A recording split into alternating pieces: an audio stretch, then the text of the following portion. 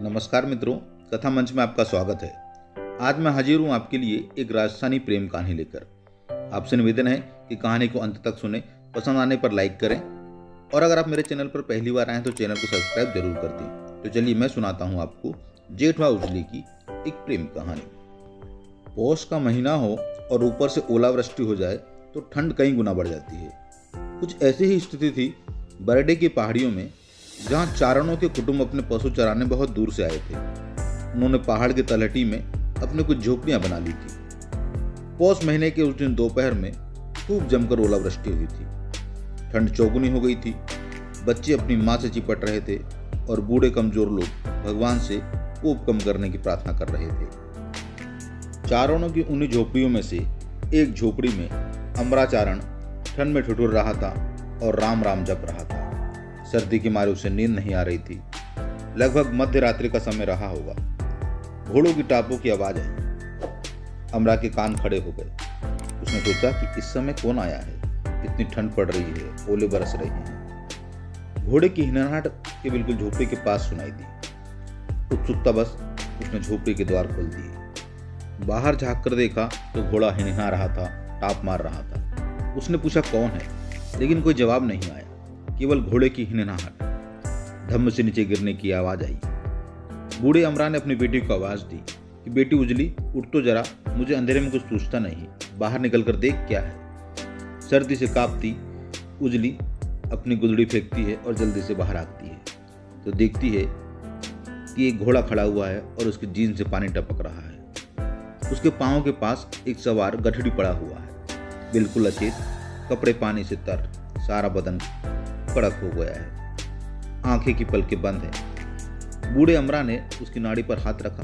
नाड़ी तो चल रही है। छाती पर हाथ रखा, सांस आ रहा था, जिंदा तो है। बूढ़े अमरा ने कहा कि बेटी, इसे किसी तरह उठाकर भीतर ले चल। पूरी ताकत लगा, किसी तरह उठाकर जल्दी अंदर चल।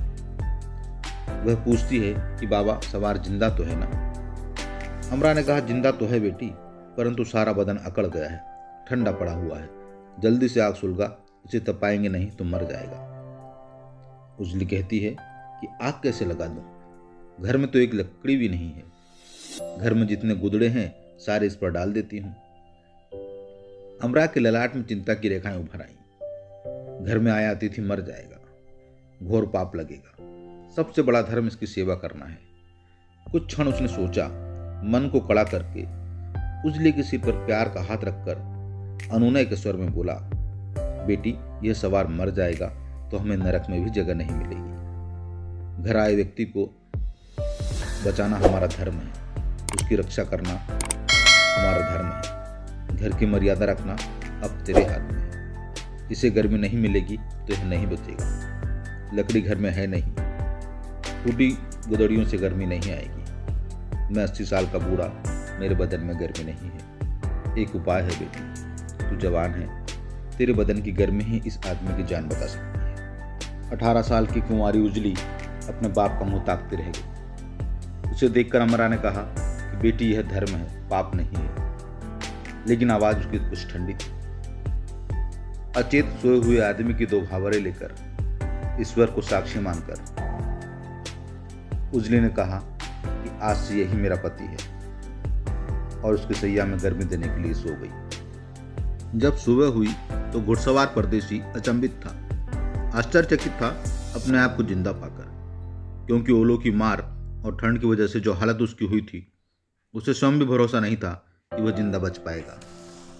उजली का हाथ पकड़े वह परदेसी मुस्कुरा रहा था और फिर उसने कहा कि तुम्हारा यह उपकार मैं जीवन भर नहीं भूलूंगा। उजली ने कहा कि मैंने तो बिना सोचे समझे ईश्वर को साक्षी मानकर तुम्हें अपना पति स्वीकार कर लिया है, अब अपना परिचय भी दे दो। उसने कहा, मैं पोरबंदर का राजकुमार, मैं यहाँ जेठवा। इतना सुनकर उजली भय मिश्रित आश्चर्य से कांप उठी। उसने मन ही मन सोचा, कहाँ ये पोरबंदर का राजकुमार और मैं साधारण चारणी, मेरी तो जिंदगी ही बर्बाद हुई समझो। राजकुमार जेठवा उजली की मनोदशा समझ गया था। उसने कहा, तुम डरो मत, मन में कोई संशय मत पालो। अगर तुमने मेरी जान बचाने के लिए मुझे अपना पति मान लिया है तो मैं भी मरते दम तक अपनी पत्नी बनाकर तुम्हें रखूंगा। जेठवा ने आगे कहा कि हमारा मिलन एक सुखद संयोग है। मुझे पहाड़ों में तुम जैसा पारस मिला है, जैसा कि राजा दुष्यंत को शकुंतला मिली थी। शकुंतला को दुष्यंत राजमहल में जाकर भूल तो नहीं जाएगा? उजली ने शंकापूर्ण प्रश्न पूछा। राजमहल में तो जाएगा, परंतु अपनी रानी उजली के साथ। चलो हम साथ ही चले, ले चलो अपने साथ। जेठवा ने कहा, ऐसा नहीं मेरी रानी, मैं विवाह करने आऊंगा, सैकड़ों घोड़ों के साथ बारात सजाकर। उजली ने कहा, मुझे वचन दो। जेठवा ने कहा कि मैं बिना खंभों के आकाश के नीचे खड़ा होकर शपथ लेता हूं कि जीवन भर तेरा साथ नहीं छोड़ूंगा, और तुम भी प्रतिज्ञा करो। उजली को अपनी बाहों में समेटता जेठवा बोल उठा। उजली ने कहा, मैं जन्म जन्मांतर तुम्हारी रहूंगी, तुम मेरे पति, संसार के सभी दूसरे पुरुष मेरे भाई। मैंने तुम्हें पति के रूप में अंगीकार किया है। सूरज चांद डिगे तो मैं डूबूं। उजली के एक एक अक्षर में अटूट विश्वास भरा।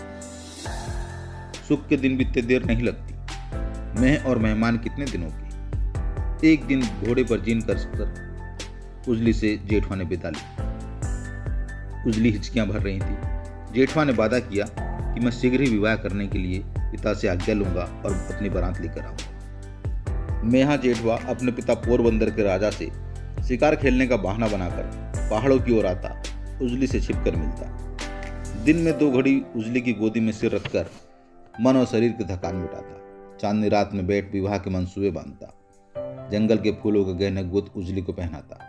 फूल कुम्हलाते उससे पहले ही कलेजे पर पत्थर रखकर भोर होने तक अपने में खेमे में वापस लौट जाता।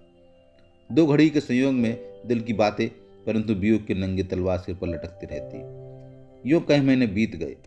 प्यार का राज कभी छिपाए नहीं छिपता। प्रेम की महक हवा के साथ तेजी से फैलती है। राजा को पता लग गया। लोगों में कानाफूसी होने लगी। राजा ने जेठवा को बुलाकर धमकाया कि चारण की बेटी राजपूत के लिए बहन के समान होती है। यह घोर पाप है। चारण जाति क्रुद्ध हो उठेगी तो हाहाकार मच जाएगा। जेठवा को साहस नहीं हुआ पिता के क्रोध का सामना करने का। उसने अपने मन को मारना ही श्रेष्ठ समझा। उजली को मन से निकाल देने का विचार कर लिया। उधर बिजली आशालता को लाख लाख घड़ों से पानी दे रही थी।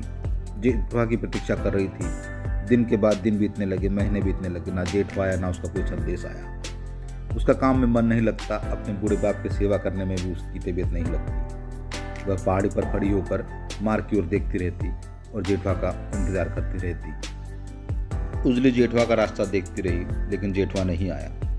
उजली के दिल का दर्द काव्य की लड़ी में घुसता जाता।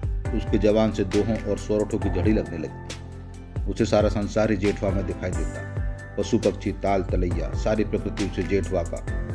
उजली ने दोहों के माध्यम से अपनी व्यथा कथा लिखकर जेठवा के पास में संदेश पहुंचाया। जेठवा का जवाब आया, वह भी बहुत संक्षिप्त में। उसने कहा कि तू चारण की बेटी है, इसलिए राजपूत की बहन के समान है। भूल जा मुझे, चारण कुल में विवाह कर ले। उजली के पांव के नीचे की जमीन खसक गई। यह सब झूठ है, झूठी बात।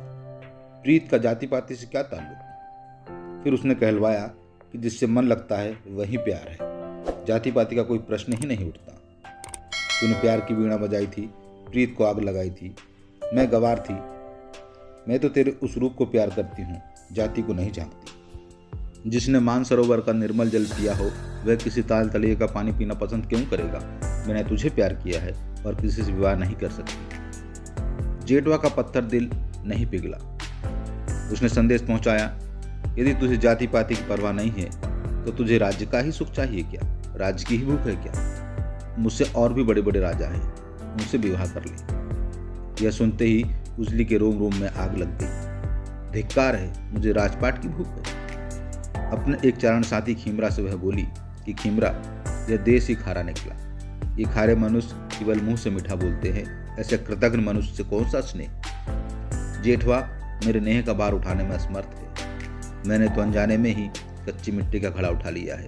मैंने कभी नहीं सोचा था कि मेरी जिंदगी जेठवा यूं बर्बाद कर देगा।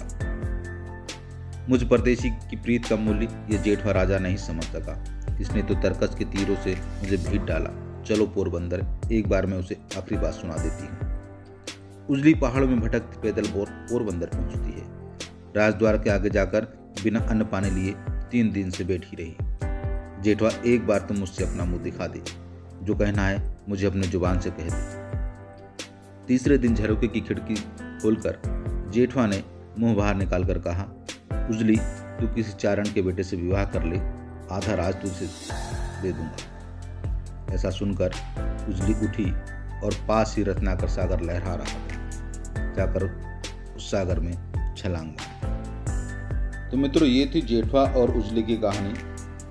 अगर आपको यह कहानी पसंद आई तो कृपया लाइक कर दीजिए। अगर आप मेरे चैनल पर पहली बार आए हैं तो चैनल को सब्सक्राइब जरूर कर दीजिए। जुड़े रहने के लिए, कहानी को अंत तक सुनने के लिए धन्यवाद।